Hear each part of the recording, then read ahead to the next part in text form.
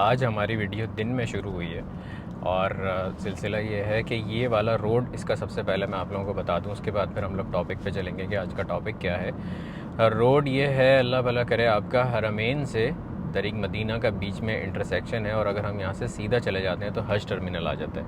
हज टर्मिनल वो वाला टर्मिनल है जिस पे हुज्जाज किराम आते हैं हज करने के लिए, जब वो लोग आ रहे होते हैं, या आजकल जो PIA की फ़्लाइट्स हैं वो हज टर्मिनल पे आ रही हैं। और अगर आप लोग पहले यहाँ पे कभी आए हैं जद्दा हज करने के लिए, या फिर वैसे ही आए हैं जद्दा, तो आप लोगों को पता होगा कि एक एयरपोर्ट ऐसा है जिसके ऊपर जो छत इस टाइप की बनी हुई है, ऐसे जैसे अम्ब्रेला टाइप की वो बनी हुई है, तो वो वाला हज टर्मिनल है।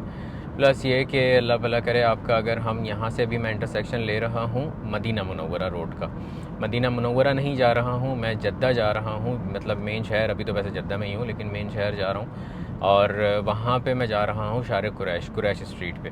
और इस रोड पे जो स्पीड अलाउड है वो 90 किलोमीटर पर आवर है। उससे ज़्यादा आप जाते हैं तो पीछे कैमरा रखा होता है, शायद आप लोगों ने नोट किया हो, छपाक करके आपकी पिक्चर खींचती है और 300 रियाल का या 150 रियाल का या 500 रियाल का मुखालफा, जिसको गरामा कहते हैं, वो आ जाता है आपके पास, और फिर आपको वो पे करना ही करना होता है। अगर मैं यहाँ से सीधा चला जाता हूँ तो सीधा जाके हज टर्मिनल आ जाएगा, जैसा मैंने आप लोगों को बताया। और अगर मैं यहाँ से राइट जाता हूँ तो राइट जाके आता है तरीक मदीना रोड, और वो मदीना रोड मुझे शहर भी लेके जाएगा और अल्लाह भला करे आपका मदीना मुनव्वरा भी लेके जाएगा। यहीं से ही राइट पे किंग अब्दुल्ला स्पोर्ट्स सिटी का रास्ता भी है। और ये जद्दा के रोड्स दिखाने का मकसद ये है आप लोगों को कि जो आप लोगों में से जद्दा मिस करते हैं जो लोग, और जो ये करते हैं कि यार जद्दा हमें बहुत याद आता है, तो उन लोगों को जद्दा का जो है एक लुक नज़र आए, व्यू नज़र आए, प्यार नज़र आए जद्दा का। अब यहाँ से हम लोग जैसे ही यहाँ से राइट मुड़े तो हमारे आगे दो कट हैं। एक राइट पे जो है यहाँ ये मदीना मुनव्वरा का है और किंग अब्दुल्ला स्पोर्ट्स सिटी का, और लेफ़्ट जो है ये मदीना रोड का कट है, तो मैं लेफ़्ट ले रहा हूँ। एनीवेज़, आते हैं आज के टॉपिक के ऊपर। टॉपिक है आज का रिज़्क़, कि भाई अल्लाह ताला किस तरीके से इंसान को रिज़्क़ देता है, किस तरह से इंसान को क्या वसाइल बनाता है, क्या इसके बीच में मैं बहुत सारी चीज़ें कवर करूँगा। इसके बीच में मैं ख़र्च करना शेयर करूँगा, सबसे इम्पॉर्टेंटली कंजूसी शेयर करूँगा कि जो लोग कंजूसी करते हैं, या किस तरीके से इंसान पैसे बचाना चाहता है लेकिन वो फिर भी लगाता है। जो भी उसके पीछे भी जो बेसिक चीज़ है वो है नीयत, ठीक है। और नीयत जो होती है इंसान की, वो उसको हमेशा उसका जो रिज़ल्ट होता है किसी भी चीज़ का, चाहे वो पैसे खर्च करने का हो, चाहे वो कोई भी काम करने का हो, तो उसकी नीयत जो होती है वो चीज़ बहुत मैटर करती है, और वो चीज़ उसके रिज़ल्ट के ऊपर बहुत ज़्यादा इफ़ेक्ट करती है कि किस तरीके से उसकी नीयत थी, अच्छी थी, बुरी थी, जो भी था वो था। अच्छा, अब बात करते हैं सबसे पहले रिज़्क़ की, कि रिज़्क़ अल्लाह ताला राज़िक़ है और आपको किस तरीके से रिज़्क़ प्रोवाइड करता है। रिज़्क़ को अगर हम डायरेक्टली, रिज़्क़ के भी बहुत सारी फॉर्म्स हैं ना, जैसे फॉर एग्ज़ाम्पल हम कहते हैं कि भाई रिज़्क़ अल्लाह भला करे आपका औलाद जो है वो भी रिज़्क़ है, अच्छे रिश्तेदार भी रिज़्क़ हैं, अच्छे दोस्त भी आपके रिज़्क़ हैं। और ये देखें यहाँ पे एक्सट्रीम लेफ़्ट पे आप लोगों को थोड़ी सी अम्ब्रेलाज बनी हुई नज़र आ रही होंगी, ये हज टर्मिनल है। अगर हम वहाँ से सीधा चले जाते तो हज टर्मिनल आता। अब हमने ये इंटरसेक्शन लेके हम मदीना रोड पे चढ़ रहे हैं, सामने जो गाड़ियाँ जा रही हैं वो आप लोगों को मदीना रोड की नज़र आ रही हैं। एनीवेज़, रिज़्क़ की मैं बात कर रहा था तो रिज़्क़ जो है उसकी बहुत सारी किस्में हैं। आपको अल्लाह भला करे औलाद की शक्ल में, दोस्तों की शक्ल में, अहलो अयाल की शक्ल में, रिश्तेदारों की शक्ल में, खाने की शक्ल में, पैसों की शक्ल में, डिफरेंट शक्लों में आपको रिज़्क़ मिलता है। अल्लाह ताला रिज़्क़ देते हैं। देखें, अल्लाह ताला राज़िक़ हैं, इन्नल्लाह हुवर्रज़्ज़ाक़ु ज़ुल क़ुव्वतिल मतीन। ये जो सबसे इम्पॉर्टेंट इसके अंदर चीज़ है वो है आपकी नीयत, ठीक है, इंटेंशन। अगर मैं इसको रिलेट करूं अपनी 3 क्लास से, तो सबसे पहली जो हमें हदीस याद करने के लिए दी थी वो पहली हदीस थी इन्नमल अमालु बिन्नियात, के किस तरीके से आपके जो अमाल का दारोमदार जो है वो आपकी नीयत के ऊपर है। अच्छा, अब फॉर एग्ज़ाम्पल एक एग्ज़ाम्पल लेके चलते हैं। एक बंदा है, पैसे ख़र्च करने में थोड़ी सी वो करता है कि यार पैसे ख़र्च हो रहे हैं, पता नहीं क्या हो रहा है, किस तरीके से ये वापस कैसे आएंगे, ये ख़र्च हो जाएंगे। तो ये चीज़ का जहन में रखें। अगर आप अपने अहलो अयाल पे, अपनी वाइफ पे, अपने बच्चों पे, अपनी माँ पे, अपने बहन भाइयों पे, अपने रिश्तेदारों पे, अपने मुस्लिम भाई पे, अपने किसी दोस्त पे, आप जब इस नीयत से ख़र्चा करते हैं ना, कि खुलूस नीयत से, खुलूस दिल से, सच्चे दिल से, आप बिल्कुल बिना नेगेटिव फीलिंग लिए दिल के अंदर कि अबे यार करना पड़ रहा है, अबे यार फ़लाँ लोग आए हुए इनके ऊपर ख़र्चा करना पड़ रहा है, अबे मेहमान आए हुए इनके ऊपर ख़र्चा करना पड़ रहा है, अगर आप इस तरीके से ख़र्चा करते हैं तो अल्लाह ताला आपको उसका डबल ट्रिपल करके देता है कि आप अगर अच्छी नीयत से ख़र्चा करते हैं। और इसमें एक हदीस का मफ़हूम ये भी है कि अगर आप अपने अहल वयाल पे ख़र्चा करते हैं तो वो बेहतरीन सदक़ा है, बेहतरीन सदक़ा। अच्छा, अब सदक़े की बात जहाँ तक आती है तो अल्लाह ताला फरमाते हैं कि भाई अगर तुम सदक़ा करते हो, इसका मफ़हूम यह है कि अगर आप सदक़ा करते हैं या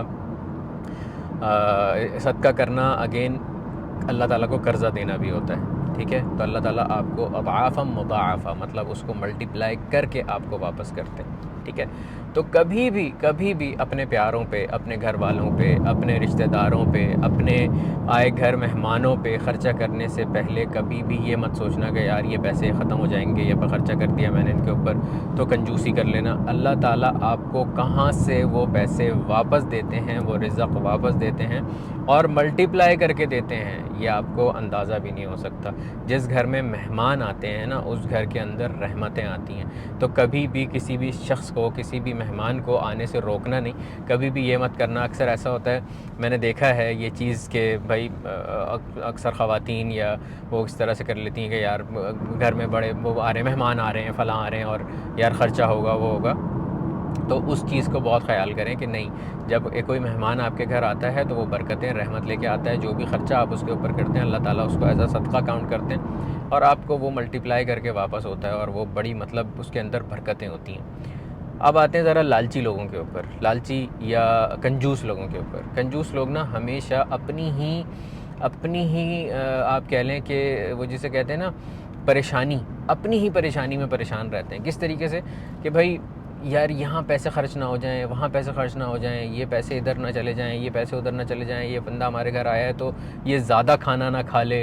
या ऐसे भी मेरे कुछ इनकाउंटर्स हुए हैं बचपन में कि मतलब ऐसा कि जैसे किसी के घर गए तो उन्होंने सालन जो आपके आगे रखा उसके अंदर बोटियां कम रखी कि यार ये फला बंदा आया तो हमारे घर से ज़्यादा खाना ना खा ले। कुछ इस टाइप के भी मतलब थोड़ा सा चीपोपना हो जाता है। अक्सर लोग ऐसा करते हैं कि घर के अंदर दूध बहुत ज़्यादा जो है वो उसको प्रीशियस और बहुत वो समझा जाता है, वो रिज़्क़ है, ठीक है, उसकी कदर करें। लेकिन जैसे किसी के अगर बच्चे आए हुए, मेहमानों के बच्चे आए हुए तो उनसे दूध छुपा लें कि उनको दूध ना दें, पीने ना दें कि भाई ये किसी तरीके से भाई इनको ये हमारे घर का दूध ना पी लें। या तेल जो है घर के अंदर ज़्यादा इस्तेमाल ना हो जाए। ये वाली छोटी छोटी जो बातें होती हैं ना, इसमें आप ख़ुद ही परेशान रहते हो। इस्तेमाल उतना ही होता है जितना होना होता है, जितना अगले का रिज़्क़ होता है, जो वो अपना रिज़्क़ लेके आया होता है वो उतना ही खाता है आपके घर में, उतना ही पीता है आपके घर में। लेकिन परेशान सिर्फ आप हो रहे होते हो बैठ के कि भाई ये कहीं हमारे घर में ये ज़्यादा ना खा ले, कहीं इसको ऐसा ना हो जाए कि हमारे घर में किसी चीज़ की कमी हो जाए। तो कभी भी किसी को देने से, किसी को खिलाने से, किसी के उसमें ऐसा करने से, ये देखो ये लेफ़्ट पे देख लो किस तरीके से ये घुस के उसको जगह मांगी है इसने, मेरे पीछे से भी इसी तरह से आ रहा था। एनीवेज़, तो अल्लाह भला करे आपका। कभी भी किसी के खाने पे, किसी के रहने पे, किसी के खुश होने पे कभी भी इस तरह से वो नहीं करनी चाहिए कि यार ये हमारे पास से ज़्यादा खा रहा है या कुछ भी इस टाइप का। उसकी सबसे बड़ी वजह यह है कि जितना आपके पास से कोई खाता है, जितना आपके दस्तरखान पे कोई खाता है, अल्लाह ताला उतनी बरकत देते हैं आपके दस्तरखान पे, आपके घर में, आपके रिज़्क़ में, आपके माल में, आपकी जान में। जितनी ज़्यादा लोग, जितने हिस्से, जितने नसीब आपसे जुड़ते जाते हैं, अल्लाह ताला उतनी बरकत आपके पास डालते जाते हैं, आपके रिज़्क़ में उतनी बरकत देते चले जाते हैं जितनी आपके साथ नसीब जुड़ते हैं। अच्छा, एक और चीज़ नसीब जुड़ने से मुझे याद आई, मैं आप लोगों को बताऊं कि बाय द वे ये मदीना रोड है। अभी हम लोग जहाँ पे जा रहे हैं सीधा हम शार कुरैश पे हमें जाना है, तो ये मदीना रोड है। अभी आगे जाके हिरा का इंटरसेक्शन आएगा और एयरपोर्ट का इंटरसेक्शन आएगा। अभी आगे जो बड़ा सा एक बोर्ड लगा हुआ आएगा टोयोटा क्राउन का, तो वहाँ से जो इंटरसेक्शन है वो एयरपोर्ट का है और अगर हम वहाँ से सीधे चले जाएंगे तो मदीना रोड ही कंटिन्यू हो जाएगा। खैर, तो मैं आप लोगों को बता रहा था कि रिज़्क़ जुड़ने वाली बात, नसीब जुड़ने वाली बात, अक्सर ऐसा होता है कि आपके साथ कुछ लोगों का नसीब जुड़ता है, कुछ लोग आपके साथ जुड़ते हैं तो आपके रिज़्क़ में बरकत होना शुरू हो जाती है। आपको नहीं पता होता कि किस शख्स की वजह से आपका घर चल रहा है, किस शख्स की वजह से आपके पास नसीब आपका आ रहा है, आपका रिज़्क़ आ रहा है। इस पर मैं आप लोगों को एक छोटी सी कहानी सुनाता हूँ। मेरा एक दोस्त है, उसका समद नाम है उसका। तो उन लोगों के घर में ना, सॉरी, उन लोगों के दुकान पे एक बंदा बिल्कुल ऐसा काम करता है जैसे मतलब वो किसी काम का नहीं है वो बंदा ना। अगर जैसे उसने जिस तरह मुझे बताया था कि वो किसी काम का नहीं है, कोई भी काम वो करता है तो मतलब वो ऐसा होता है कि जैसे अगर दुकान पे कोई कस्टमर आता है और उसको बोलें कि यार फ़लाँ जगह से जाके पानी की बोतल ले आओ, तो वो जाता है और जाके फिर वापस आता है, आके बोलता है यार पानी ठंडा लाना था या गर्म लाना था। उसको बताएं यार ठंडा लाना था। फिर जाता है, फिर दोबारा से आके पूछता है पानी बड़ा लाना था या छोटा लाना था। मतलब इस कदर मतलब डम है वो बंदा जिसकी कोई हद नहीं। बिल्कुल जिसे कहते हैं ना कि लाउबाली किस्म का आदमी है। तो एक दफ़ा क्या हुआ कि समद के अब्बू जो हैं वो दुकान छोड़ के गए और पीछे उनके चचा ने दुकान संभाली और समद वगैरह थे वहाँ पे। तो उनके चचा को बड़ा गुस्सा आया उस बंदे पे। बाय द वे ये इंटरसेक्शन जो राइट पे आ रहा है ये एयरपोर्ट का इंटरसेक्शन है। अच्छा, तो उनके चचा को बड़ा गुस्सा आया उसके ऊपर कि यार ये क्या बिल्कुल बेकार आदमी है और ये काम का भी नहीं है कोई, मतलब इतना ज़्यादा वो करता है, परेशान करता है और इसको कोई काम बोलो ये मतलब दुकान पे वैसे ही आता है और ये हमारे उस ऊपर जो है एक ज़बरदस्त किस्म का ख़र्चा बना हुआ है। तो इसको मैं सबसे पहले फ़ारिग करता हूँ, बड़े भाई तो गए हैं, इसको फ़ारिग करता हूँ ताकि जो है ये हमारी इससे जान छूटे। उन्होंने उसको बुलाया और पता नहीं क्या नाम था उसको, उसको बोला कि भाई तुम कल से मत आना, ठीक है। मुन्ना कर लेते हैं उसका नाम, कि उसका नाम मुन्ना था। मुन्ना को बोला कि भाई तुम कल से मत आना। अच्छा भाई, मुन्ना ने बोला ठीक है भाई नहीं आऊँगा, खामोशी से वो चला गया। अगले दिन नहीं आया भाई साहब। अगले दिन दुकान पे कोई एक कस्टमर नहीं आया। दुकानदारी बिल्कुल मतलब जिसे कह लो कि बैठ गई ना, कि समझ ही नहीं आ रहा कि हो क्या रहा है। उसके अगला दिन हो गया, उसके अगले दिन हो गया, 4-5 दिन हो गए। मतलब दुकान बिल्कुल ना चलने के बराबर चलने लग गई ना। बिल्कुल बिल्कुल थोड़े थोड़े कस्टमर आने लग गए और बिल्कुल जो जिसे कहते हैं जो फरावानी थी, रश था, वो था, सारी चीज़ें ख़त्म हो गई। अच्छा, थोड़े दिन मतलब 4-5 दिन गुजरे तो वो उन्होंने बड़े भाई से बात की, समद के अब्बू से बात की। तो उन्होंने बताया कि यार दुकान काम कैसा चल रहा है। उन्होंने कहा यार काम तो बिल्कुल ठप हुआ हुआ है, पता नहीं क्या बात है यार, हम लोग वही उसी तरह से दुकान खोल रहे हैं, सब कुछ कर रहे हैं, लेकिन समझ नहीं आ रहा हो क्या रहा है। तो उन्होंने कहा कि क्या तुमने ऐसा क्या किया है, मतलब क्या चीज़ वो की है। और तो उन्होंने कहा हमने तो कुछ भी चेंज नहीं किया, मतलब वो उसी टाइम से आ रहे हैं उसी टाइम से जा रहे हैं, सब लोग भी वही हैं, इस तरह से है। तो कहने लगे अच्छा और बाकी सब कैसे हैं, खैरियत से हैं, दुकान वाले सब ठीक हैं। वो ये दोनों उसमें ज़िक्र निकला मुन्ना का। उन्होंने कहा मुन्ना कैसा है। उन्होंने कहा मुन्ने को तो हमने निकाल दिया और फजूल आदमी था वो, 4-5 दिन हो गए उसको निकाले। तो उन्होंने कहा भाई, उन्होंने डांट के आगे से बोला कि तुम्हें क्या ज़रूरत थी मुन्ने को छेड़ने की, और तुम्हें उसको निकालना नहीं चाहिए था। तुम उसको फ़ोन करो, उसको दोबारा बुलाओ और मुन्ने को मत निकालना आइंदा। और उसकी बड़ी एक कदर है हमारी नज़र में और वो बहुत अरसे से बचपन से हमारे साथ है और इस तरह से तुम उसको बुलाओ वापस। खैर वो वापस गया मुन्ना के घर और मुन्ना को बुलाया कि भाई तुम आ जाओ काम पे। और बड़े भाई ने बहुत गुस्सा किया हमारे ऊपर कि भाई तुमने मुन्ने को क्यों निकाला। और वो दोबारा से फिर वो मुन्ने को वापस उन्होंने बुलाया। जब मुन्ना आया वापस आके उसने दुकान ज्वाइन की तो माशाल्लाह दोबारा से फरावानी स्टार्ट हो गई।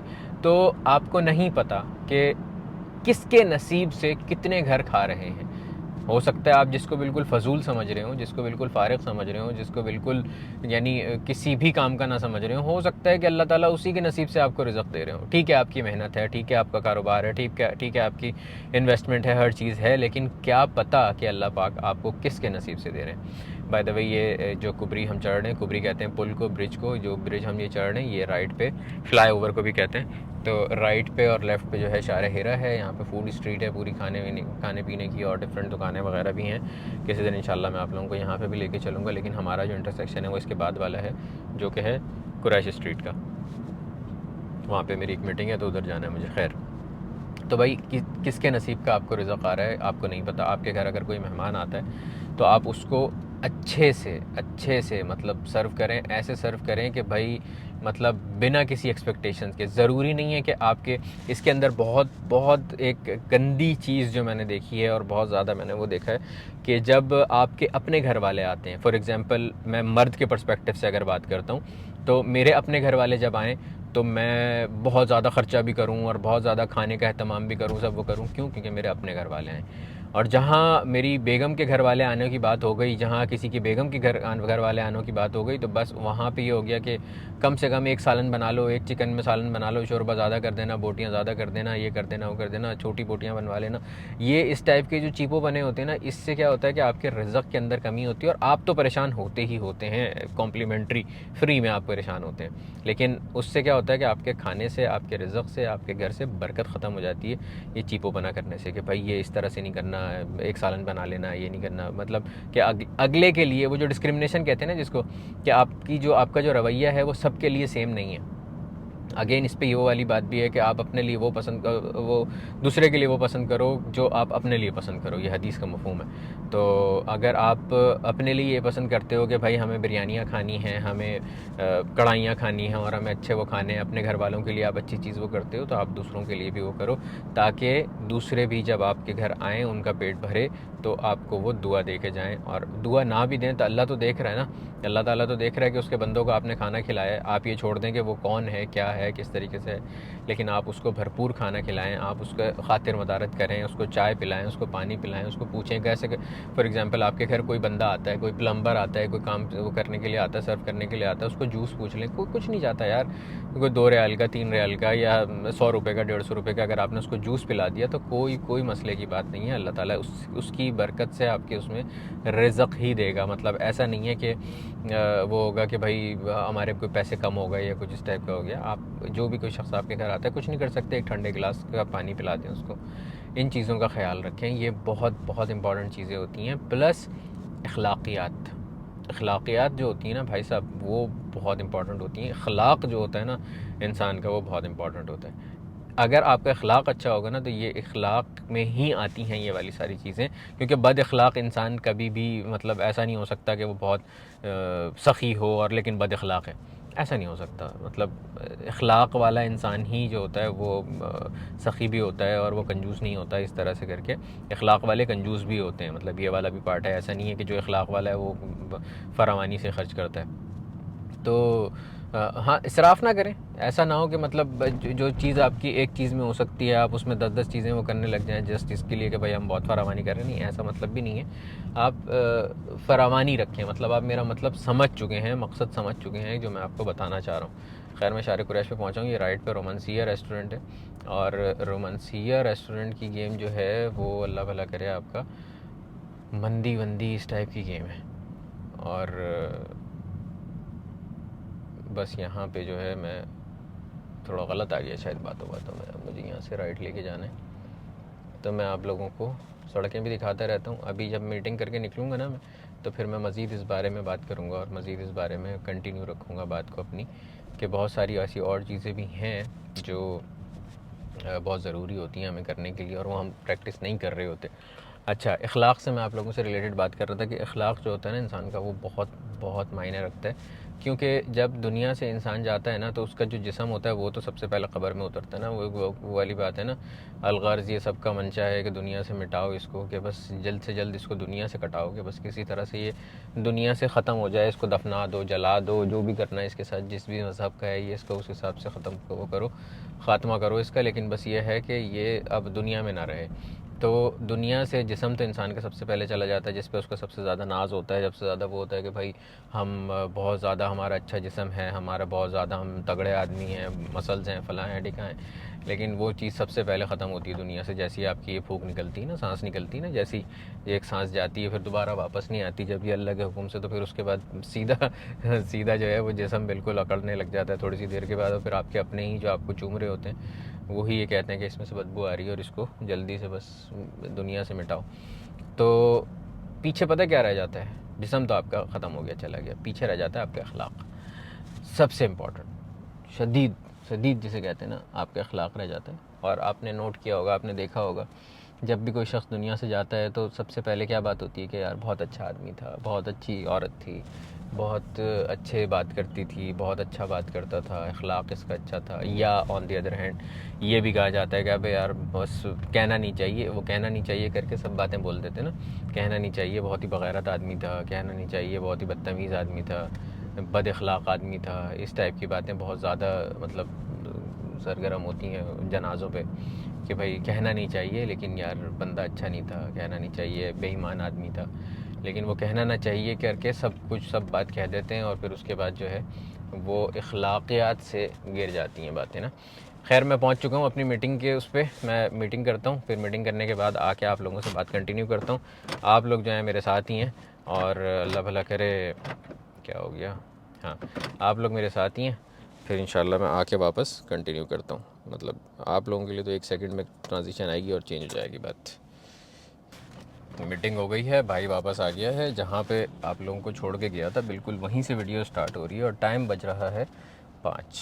और टेम्परेचर इस वक्त बाहर का जो मेरे पास शो हो रहा है वो 40 डिग्री हो रहा है गाड़ी के अंदर, और 34 डिग्री हो रहा है घड़ी के अंदर। और अल्लाह भला करे आपका। टाइम 5:05 हो रहे हैं और इस टाइम ऑफिस की छुट्टी का टाइम है। और जो तरीक मदीना है, ये तरीक मदीना के ऊपर हमें रश मिलेगा इस वक्त भरपूर किस्म का।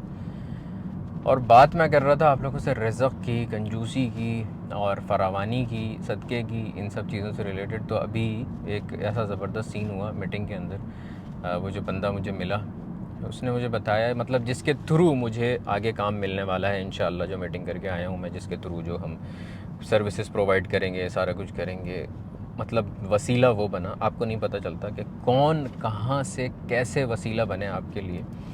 और वो बंदा, उसने मुझे बताया कि मेरी यहाँ पे जो अपॉइंट हुआ हूँ, मुझे सिर्फ 2 महीने हुए हैं, और मैं तकरीबन जब मैं पाकिस्तान में था मैं तब से आपको फॉलो कर रहा हूँ। और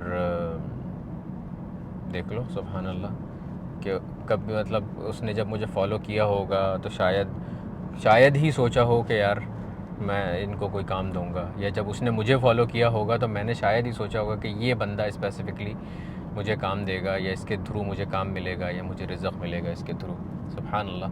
अल्लाह ताला किस तरीके से आपका रिज़्क़ कहाँ कहाँ डिवाइड करते हैं आपको पता भी नहीं होता, आपके वहमो गुमान में भी नहीं होता। वो जो नसीब वाली बात मैं कर रहा था ना, कि किसके नसीब से कितना रिज़्क़ आपको मिले, कहाँ से मिले, क्या मिले, यू नेवर नो, आपको नहीं पता। ठीक है, तो ये वाली चीज़ इसके अंदर होती है कि भाई अल्लाह ताला आपको कहाँ से देता है, क्या करता है। उसने मुझे बोला, मैंने कहा सलमान भाई, उसने मुझे बोला कि सलमान भाई मैं आपको बहुत पहले से फ़ॉलो कर रहा हूँ, और पाकिस्तान से मैं आपको फ़ॉलो कर रहा हूँ, और मुलाकात आज हुई है। और प्लस ये कि उसके बॉस से मैंने मिला, बात की, सारा कुछ बताया उनको, सारी प्रेजेंटेशन दी, सारा कुछ करने के बाद, और अब देखो माशाल्लाह काम करेंगे इंशाल्लाह उनके साथ। एनीवेज़, अज़ीज़िया जा रहा हूँ मैं, और इंशाल्लाह तब तक दिन ही होगा। थोड़ा सा दिन में आप लोगों को अज़ीज़िया दिखाऊंगा अभी आगे जाके। और इस टाइम जो है शदीद रश बना हुआ है हर जगह, और शदीद रश हुआ हुआ है। मैं चाह रहा हूँ कि मैं ये अज़ीज़िया के कट में जो है थोड़ा सा पहले ही एंटर हो जाऊँ, ताकि आगे जाके वो जो खप हुई भी होगी उससे मैं बच जाऊँ। और भाई ये तरीक मदीना के ऊपर जो ब्रेकिंग सिस्टम है ना, जो हर थोड़ी देर के बाद ब्रेक लगती है, हर थोड़ी देर के बाद ब्रेक लगती है, उससे आपको पता नहीं होता कि भाई कब ब्रेक लगी। और आहो अल्लाह खैर करके, बस अल्लाह ताला बचा के रखे, अपने ज़मान में रखे हम सबको। तो भाई पैसों के लिए कभी भी कंजूसी ना करें, अपने घर आए मेहमान के लिए कभी भी कंजूसी ना करें, अपने अहलो याल के लिए कभी भी कंजूसी ना करें। हमेशा उनको ज़्यादा से ज़्यादा दें, उनको प्रोवाइड करें, सर्व करें बिना एक्सपेक्टेशन के। ये सबसे इम्पॉर्टेंट होता है कि बिना एक्सपेक्टेशन के आप किसी को सर्व करें। जब आप बिना एक्सपेक्टेशन के किसी को सर्व करेंगे ना, तो अल्लाह ताला आपको बिना हिसाब किताब के देगा। ये बहुत बड़ी बात है, याद रखिएगा मेरी ये वाली बात। ये जो ज़बरदस्त किस्म का जहाज़ आपको सामने से जाता हुआ दिख रहा है ना, ये एमिरेट्स का A380 है, और क्या ही ज़बरदस्त लगता है ये जहाज़, माशाल्लाह तबारकल्लाह। मेरा फेवरेट है, और इसका यही टाइम है 5:25 5:30 यहाँ से गुज़रने का। हर रोज़ ये यहाँ से गुज़रता है, और जब भी मेरा इत्तेफाक होता है इस टाइम यहाँ से गुज़रने का, तो मैं इस जहाज़ को देख के एंजॉय करता हूँ। वाह यार वाह, माशाल्लाह तबारकल्लाह। और इसमें सफ़र करने की तो क्या ही बात है, और इसमें बिज़नेस क्लास का सफ़र हो और लंबा 12 14 15 घंटे का, तो क्या ही बात है मेरा भाई, मज़ा ही आ जाए ना ज़िंदगी का। करेंगे इंशाअल्लाह करेंगे, मेहनत कर रहे हैं तो उसका फल भी मिलेगा ना बिइज़्निल्लाह। ये आ गया आपका ताहलिया, ताहलिया का अंडरपास। पहले यहाँ पे इशारा हुआ करता था जब यहाँ पे अंडरपास नहीं होता था। ओ भाई साहब, ऐसा इशारा था वो, उफ़ो। अगर आप में से किसी को याद है तो ज़रा मुझे बताना। मतलब आधा पौना घंटा आप उस इशारे पे ख्वार होते थे, लेकिन अल्हम्दुलिल्लाह ये इन लोगों ने अंडरपास बना दिया इसका, बहुत अच्छा हो गया अल्हम्दुलिल्लाह। अब सुकून से जाते हैं यहाँ से ना। रश तो मिलता है ज़ाहिर है, लेकिन ये है कि आहिस्ता आहिस्ता करके रवा हो जाती है। अल्लाह तेरा शुक्र है।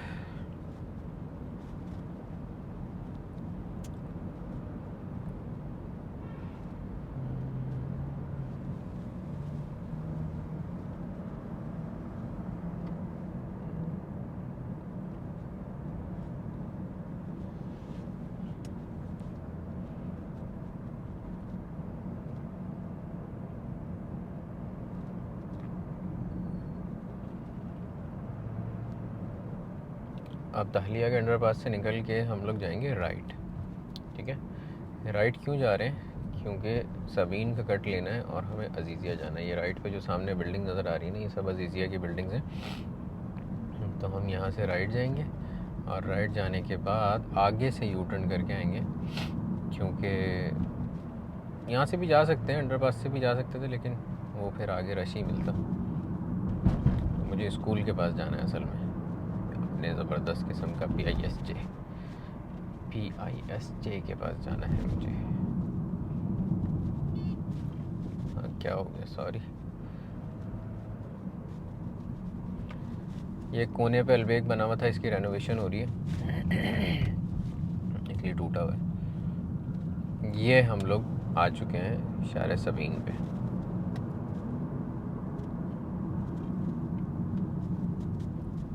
चल लें हज़रत, रोड पे गाड़ी लेके आए तो चलाएं भी, तो उसको खड़ी करने के लिए लाएं। अभी हम जब सर्विस से निकले ना, तो लेफ़्ट पे हमें जो जितना भी पूरा एरिया नज़र आ रहा है वो सारा अजीज़ी है। और यहाँ पे ये वो वाली जगह है कबाबिश की पट्टी अल्हम्दुलिल्लाह यार, कबाबिश की वो वाली पट्टी है ये, जहाँ पे सारे अपने देसी रेस्टोरेंट्स हैं, निराला स्वीट्स है। और राइट पे आपके जो है वो फ्लामिंगो मॉल आएगा अभी। बाय द वे ये तो बताओ कि दिन में कैसा लग रहा है ये देखना सारा कुछ। रात की तो बहुत ज़्यादा आप लोगों ने फुटेज देख ली है अब तक, लेकिन दिन में कैसा लग रहा है घूमना जद्दा मेरे साथ? और ये वीडियोस बनाने का मकसद भाई ये है कि मैं आप लोगों को जद्दा अपने साथ घुमाऊं, क्योंकि बहुत अक्सर लोग मुझे मैसेज करके बोलते हैं कि भाई हम जद्दा आएंगे तो आप हमें घुमाएंगे। तो आप सब लोगों को तो नहीं घुमा सकता मैं, चाहता तो हूँ कि सबको टाइम दूँ, लेकिन नहीं दे सकता। तो इस तरह से मैं आप लोगों को अपने साथ घुमा सकता हूँ। मैं, मेरी बसंती और आप लोग बिंदास घूमेंगे जद्दा। अच्छा भाई, ये आ गया है कट गरनाता का, और गरनाता विद सबीन का कट है ये, शार गरनाता। बस यहाँ से हम करेंगे यू टर्न, और यू टर्न करके राइट पे सर्विस में हो जाएंगे, क्योंकि हमें जाना है अजीज़िया। बस यहाँ से इंशाल्लाह स्कूल का जो वो है 2 मिनट का ही है, उसामा भाई वहाँ पे पहुँच चुके हैं अल्हम्दुलिल्लाह यार। अब राइट पे जो आप लोगों को पूरा एरिया दिख रहा है ना, ये सारा जो है अजीज़िया है। और अजीज़िया में ये देख लो, यहाँ पे सारा पूरा लाइन से आप लोगों की पुरानी यादें ताज़ा हो जाएंगी अजीज़िया की। अभी भरपूर ये मैं मीटिंग करने के बाद यहाँ पे फिर आप लोगों को थोड़ा सा ज़्यादा घुमाऊँगा अजीज़िया के अंदर ना, थोड़ी सी गलियाँ वलियाँ दिखाऊँगा। तो आप लोग मुझे कमेंट करके बताना कि भाई हम लोगों का ये घर था या यहाँ पे घर था। ये देख लो, ये सारा राइट पे वही देसी दुकानें, देसी सारे रेस्टोरेंट्स, ये सारे आप लोगों के राइट पे आ गए। और यहाँ से हम जब राइट लेंगे तो आ जाएगा हमारा प्यारा none other than PISJ। PISJ जिसको नहीं पता मैं बता दूं, PISJ एक हब है, एक वो है जहाँ पे सब लोगों की दोस्तियाँ हुई हैं। हमारे जो जितने भी कॉन्टैक्ट्स हैं आज तक देसियों में, सब के बहन भाई यहाँ पे पढ़े हैं तकरीबन के, कुछ लोग खुद वहाँ पढ़े हैं मतलब। ये आ गया PISJ जिंदाबाद, माशाल्लाह। क्या बात है भाई चट्टा, क्या बात है PISJ की। अल्लाह अल्हम्दुलिल्लाह यार। मैं ज़रा मीटिंग करूं, फिर दोबारा मिलता हूं आप लोगों से।